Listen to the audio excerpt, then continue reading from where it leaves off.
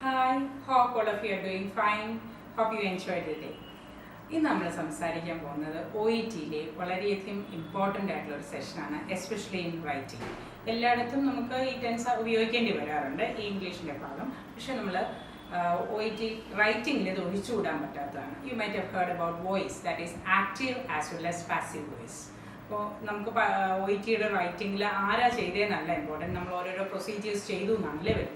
അത് എഴുതുമ്പോൾ പലപ്പോഴും കുട്ടികൾക്ക് തെറ്റാറുമുണ്ട്. നമ്മുടെ ഗ്രാമറിൻ്റെ സ്കോർ വളരെയധികം കുറയും. 350 ഒക്കെ സ്കോർ ചെയ്യുന്നതിന് ഈ പാസീവ് വോയിസ് മിസ്റ്റേക്ക് അത്യാവശ്യമായിട്ട് ഒഴിവാക്കേണ്ടതുണ്ട്. So let's look at. അപ്പം ഞാൻ ഇത്തവണ സ്ട്രക്ചറിനെ കുറിച്ച് പറയുന്നില്ല, നമ്മൾ OETയിൽ ഇമ്പോർട്ടൻസ് വരുന്നത് അതിലുപയോഗിക്കുന്ന സെൻറ്റൻസിനെ കുറിച്ചുമാണ് കൂടുതലായിട്ട് സംസാരിക്കുക. Okay, let's look at. നമുക്ക് ആദ്യം OETയിൽ എവിടെയാണ് ആക്റ്റീവ് വോയിസ് ആവശ്യം വരുന്നത് നോക്കാം. ഒന്നുകൂടെ ഓർമ്മിപ്പിക്കുകയാണ്, ആക്റ്റീവ് വോയിസ് മീൻസ് പ്രവൃത്തി ചെയ്യുന്ന ആളിന് ഇമ്പോർട്ടൻസ് വരുമ്പോഴാണ് ആക്റ്റീവ് വോയിസ് വരുന്നത്. ഇപ്പോൾ നമുക്ക് നമ്മുടെ ലെറ്ററാണ് എടുത്ത് ഞാൻ പറയുന്നത്. റീഡിങ്ങിൽ ആക്റ്റീവും പാസീവ് വോയിസും കോമൺ ആയിട്ട് കാണും. അപ്പം ലെറ്ററിൽ നമുക്ക് ചെയ്യുന്നയാൾ എപ്പോഴും ആരാ, ഡോക്ടറോ നഴ്സസോ. അപ്പോൾ നമുക്ക് അവർ ഇമ്പോർട്ടൻ്റ് അല്ല, പേഷ്യൻ്റ് ആണ് ഇവിടെ സബ്ജക്റ്റ് ആയിട്ട് നിൽക്കുന്നത് അല്ലേ. അപ്പോൾ പേഷ്യൻറ്റിന് ഇമ്പോർട്ടൻസ് കൊടുക്കുന്ന സ്ഥലത്ത് വരുമ്പോഴാണ് എന്ത് വരുന്നത്, ആക്റ്റീവ് വോയിസ് ഉപയോഗിക്കുക. So usually we write mister Thomas presented with symptoms of എന്നെഴുതാറുണ്ട്. അപ്പം mister Thomas on this particular day presented with, അപ്പോൾ അദ്ദേഹം വന്നു എന്ന് നമുക്ക് പറയണമല്ലോ, അതുകൊണ്ടാണ് നമ്മൾ അവിടെ ആക്റ്റീവ് വോയിസ് ഉപയോഗിക്കുക. അപ്പം പിന്നെ അതുപോലെ വേറൊരു ഡേറ്റ് കുറച്ച് ദിവസം കഴിഞ്ഞിട്ട് അദ്ദേഹം റീവിസിറ്റ് ചെയ്യുവാണ്. അപ്പോൾ മിസ്റ്റർ തോമസ് റീപ്രസെൻറ്റഡ് അല്ലെങ്കിൽ റീവിസിറ്റഡ് ലൈക്ക് വൈസ്. പിന്നെ മറ്റൊരു ഒക്കേഷൻ എന്ന് പറഞ്ഞാൽ ഫിസിയോതെറാപ്പി സെഷൻസ് തുടങ്ങുന്ന കേസുകളിൽ അത് ആക്റ്റീവ് വോയിസിൽ മാത്രമേ എഴുതാറുള്ളൂ. For example, mister Charles commenced physiotherapy which needs to be continued. അല്ലാതെ അത് പാസീവ് വോയിസിൽ എഴുതാൻ പാടില്ല. ഞാൻ പാസീവ് വോയിസ് പറയുമ്പോൾ ഒന്നുകൂടെ ഓർമ്മിപ്പിക്കാം, ചാൾസ് തന്നെയാണ് എന്ത് ചെയ്യുന്നത്, ഫിസിയോതെറാപ്പി ചെയ്യുന്നത്. വേറെ ആർക്കും കൈ പൊക്കാനും കാല് പൊക്കാനും ഒന്നും പറ്റില്ലല്ലോ. അപ്പം ആ എക്സസൈസ് തന്നെത്താൻ ചെയ്യുന്നത് കൊണ്ടാണ് അത് ആക്റ്റീവ് വോയിസിൽ ഉപയോഗിക്കുന്നതെന്നാണ് OET ക്ലിയർ ചെയ്തിരിക്കുന്നത്. അപ്പം mister Charles commenced physiotherapy exercise. പിന്നെ അനദർ, ഹി റിക്വയേഴ്സ് പ്രോംപ്റ്റിംഗ്, അദ്ദേഹത്തിന് വേണം, അദ്ദേഹമാണ് ചെയ്യുന്നത് അല്ലേ, ഹി റിക്വയേഴ്സ് പ്രോംപ്റ്റിംഗ്. പിന്നെ CT scan confirmed the diagnosis, CT scan ആണ് ഈ കൺഫർമേഷൻ എന്ന് പറയുന്ന ജോലി ചെയ്തേക്കുന്നത് അല്ലേ. അപ്പം അതുകൊണ്ടാണ് അത് ആക്റ്റീവ് വോയിസിൽ നിൽക്കുക, CT scan confirmed the diagnosis. Have you understood? നോക്കൂ, നമ്മൾ പേഷ്യൻറ്റിന് ഇമ്പോർട്ടൻസ് വരുന്നത് അല്ലെങ്കിൽ നമ്മൾ എടുക്കുന്ന സബ്ജക്റ്റിന് ഇമ്പോർട്ടൻസ് വരുന്ന കേസിൻ്റെ അകത്താണ് ആക്റ്റീവ് വോയിസ് പ്രധാനമായിട്ടും OETയിൽ ഉണ്ടാക്കുക. Have a look at those examples so it will be clear for you. Okay, now we are moving to passive voice. OETയിൽ പാസീവ് വോയിസ് ഉപയോഗിക്കുന്നത് നമുക്ക് പ്രവൃത്തി ചെയ്തത് ആരാന്ന് ഇമ്പോർട്ടൻസ് വരാത്തപ്പോൾ. അപ്പോൾ അഡ്മിറ്റ് ചെയ്തത് പേഷ്യൻ്റ് അല്ലല്ലോ. അപ്പം പലപ്പോഴും കുട്ടികൾ എഴുതുന്ന മിസ്റ്റർ ജോൺ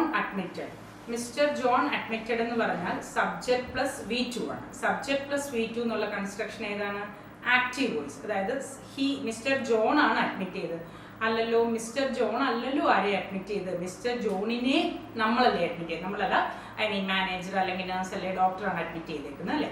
അങ്ങനെ വരുമ്പോഴാണ് എന്ത് വരേണ്ടത്, പാസീവ് വോയിസ് വരുന്നത്. So look at the example, mister John was admitted with complaints of. പിന്നെ സർജറി പെർഫോംഡ് എന്ന് പറഞ്ഞാൽ സർജറി ആരാണ്ടേ പോയി ചെയ്തു എന്നാണ്, അല്ല, നമുക്ക് പറയേണ്ടത് സർജറി ചെയ്തു എന്നാണ്. സർജറിയെ ചെയ്തു അങ്ങനെ നമ്മൾ മലയാളത്തിൽ പറയാറില്ല, എങ്കിലും അതുകൊണ്ട് പാസീവ് വോയിസിൽ തന്നെ എഴുതാൻ surgery was performed on the next day.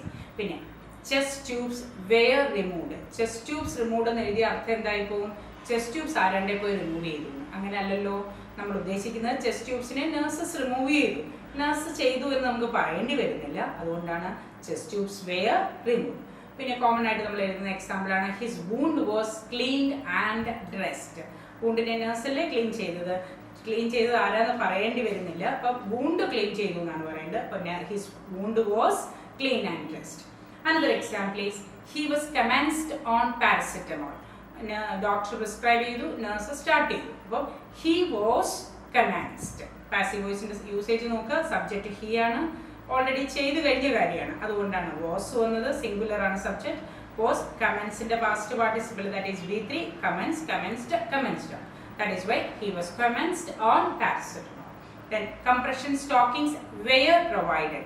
Stockings എന്നാണ് തന്നേക്കുന്നത്, പ്ലൂറൽ അല്ലേ, അതുകൊണ്ടാണ് WERE വെയർ വന്ന് വെയർ പ്രൊവൈഡഡ്. ഇതെല്ലാം നഴ്സിംഗ് മാനേജ്മെന്റിലാണ് വരുന്നത്. നഴ്സിംഗ് മാനേജ്മെന്റ് എന്ന് പറയുമ്പോൾ ഓൾറെഡി കഴിഞ്ഞതാണ്, നമ്മൾ ഇന്ന് ഡിസ്ചാർജ് ചെയ്യാൻ ഇന്നാണ് ലെറ്റർ എഴുതുന്നത്. ഓൾറെഡി കഴിഞ്ഞു പോയതുകൊണ്ടാണ് ഇതെല്ലാം പാസ്റ്റ് ടെൻസിൽ നമ്മൾ എഴുതുന്നത്. And there is awareness was provided, കൊടുത്തു എന്നാണ്.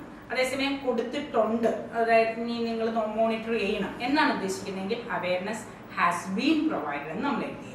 Then he was educated about warfarin therapy. അപ്പം അത് warfarin therapy ചെയ്തിട്ടുണ്ട്, അപ്പം അതിനെക്കുറിച്ച് എഡ്യൂക്കേറ്റ് ചെയ്തു. അപ്പം he was, നമ്മൾ എഴുതി തെറ്റിക്കുന്നത് he educated എന്നാണ്. he educated എന്ന് പറയുമ്പോൾ നിങ്ങൾ ഉദ്ദേശിച്ച അർത്ഥമല്ല വരുന്നത് പേഷ്യൻ്റ് ആരുടെ എഡ്യൂക്കേറ്റ് ചെയ്തു എന്ന്. നമുക്ക് പറയേണ്ടത് പേഷ്യൻറ്റിനെ എഡ്യൂക്കേറ്റ് ചെയ്തു എന്നാണ്. അതുകൊണ്ടാണ് he was educated about warfarin therapy. ഇനി നമ്മൾ ഇൻട്രൊഡക്ഷൻ്റെ അകത്ത് കൂളായിട്ട് എഴുതുന്ന ഒരു സെൻറ്റൻസ് ഉണ്ട്, he is being referred today. ഇപ്പം റെഫറൻസ് ലെറ്റർ ആണ്, ഇപ്പം പുതുതായിട്ടുള്ള ഒരാൾക്ക് ഇൻട്രൊഡ്യൂസ് ചെയ്തുകൊണ്ട് എഴുതുകയാണ്. അപ്പോൾ എന്താ പേഷ്യൻറ്റിനെ ഇൻട്രൊഡ്യൂസ് ചെയ്തു, പേഷ്യൻ്റ് എന്താ സംഭവിച്ചത്, എന്താണ് നമ്മൾ റീഡർ ചെയ്യേണ്ടതെന്ന് പറഞ്ഞു. അപ്പോൾ ലാസ്റ്റായിട്ട് ഏത് ടൈപ്പ് ഓഫ് ലെറ്റർ ആണെന്ന് കാണിച്ചുകൊണ്ട് നമ്മൾ he is being referred today എന്ന് എഴുതും. പലരും എഴുതുമ്പോൾ ബീയിങ് കാണാറില്ല, ഹി ഈസ് റെഫേർഡ് ടുഡേ അല്ല, നമ്മളിപ്പം ഡിസ്ചാർജ് ചെയ്യുമ്പോൾ എഴുതി വിടുമല്ലേ. അപ്പോൾ അതുകൊണ്ടാണ് he is being referred today എന്ന് എഴുതുന്നത്. ഓക്കെ, ഇത് കൂടാണ്ട് ആക്റ്റീവ് വോയിസ് OET റൈറ്റിംഗ് ഉപയോഗിക്കുന്ന മറ്റൊരു ഇമ്പോർട്ടൻറ്റ് ഏരിയയാണ് സോഷ്യൽ ഹിസ്റ്ററി എഴുതുമ്പോൾ. She lives with family, mister Joseph lives with family. പല കുട്ടികൾ എഴുതുമ്പോൾ മിസ്റ്റർ ജോസഫ് ഇസ് ലിവ്സ് എന്ന് എഴുതാറുണ്ട്. മിസ്റ്റർ ജോസഫ് സിംഗുലർ ആണല്ലോ, അതുകൊണ്ട് ഈസ് ഇരിക്കട്ടെ എന്നാണ് ഓർക്കുന്നത്. അല്ല, മിസ്റ്റർ ജോസഫ് ചെയ്യുന്ന വർക്കാണ് ലിവ്സ്. അപ്പോൾ അതിൻ്റെ ഇടയിൽ ആരും വരണ്ട. Mister Joseph lives with family. ആരും ഞാൻ ഉദ്ദേശിച്ചത് ഈ സാമാറൊന്നും വരരുത്. Mister Joseph lives with family. വേറൊരു യൂസേജ് ആണ് ഹി അണ്ടർവെൻ സർജറി. അപ്പം സർജറി വാസ് പെർഫോംഡ് എന്ന് നമ്മൾ പാസീവ് വോയിസിൽ പറയാം. അതുപോലെ അദ്ദേഹം സർജറി കഴിഞ്ഞു, അദ്ദേഹത്തിനാണല്ലോ സർജറി കഴിഞ്ഞത്. That is why we use he underwent surgery.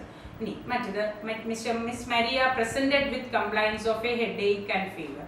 Miss Maria ഇങ്ങോട്ട് തന്നെത്താൻ വരികയായിരുന്നു അല്ലേ. That is Y miss Maria എന്ത് ചെയ്തു, പ്രസന്റ് ചെയ്തു. അതുകൊണ്ട് അത് ആക്റ്റീവ് വോയിസ് ആണ്, സബ്ജക്റ്റിനാണ് ഇമ്പോർട്ടൻസ്. സോ സോഷ്യൽ ഹിസ്റ്ററി എഴുതുമ്പോഴും സബ്ജക്റ്റിന് ഇമ്പോർട്ടൻസ് വരുമ്പോൾ, ദാറ്റ് ഈസ് പേഷ്യൻറ്റിന് ഇമ്പോർട്ടൻസ് വരുമ്പോൾ നമ്മൾ ആക്റ്റീവ് വോയിസിൽ എഴുതുന്നു. Always please go through such example so that it will be clear for U. അപ്പോൾ പാസീവ് വോയിസ് എഴുതുന്ന കാര്യങ്ങൾ ഒട്ടും മറക്കരുത്. നഴ്സിംഗ് മാനേജ്മെൻറ്റ് എഴുതുന്ന കേസിലാണ് കൂടുതലും പാസീവ് വോയിസ് വരിക. അപ്പം ഇതുപോലത്തെ വളരെ കോമൺ ആയിട്ട് വരുന്ന എക്സാമ്പിൾസ് വെച്ച് പ്രിപ്പയർ ചെയ്യുക so that it will be easy for you. Okay, hope you understood what we Z.